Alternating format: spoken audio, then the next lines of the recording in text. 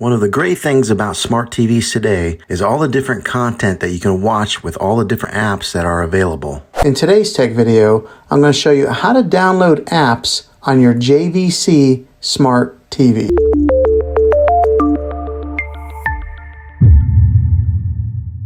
After I show you how to get apps on your TV, I will tell you about 4 recommended apps that you might want to check out that'll give you free movies and TV shows. First thing you're going to want to do is press the home button. Then go to select streaming channels. They call them channels, but they really are just apps. Search for the channel you want to install. For example, one like Hulu or Disney Plus. Then select channel and then add channel. Here are a few apps that you might want to download. The first app is called LowCast. This is great for getting some local TV channels to your TV without paying for cable or using a TV antenna. 3 more free apps to download and check out are Xumo, Tubi TV, and Pluto TV. These are all free apps that have a lot of movies, TV shows, and sports channels. Well, thanks for checking out this video, guys. If it was helpful to you, go ahead and click a thumbs up on it and go ahead and subscribe to my channel. I make tech videos all the time, and I would love to have you back in the next one.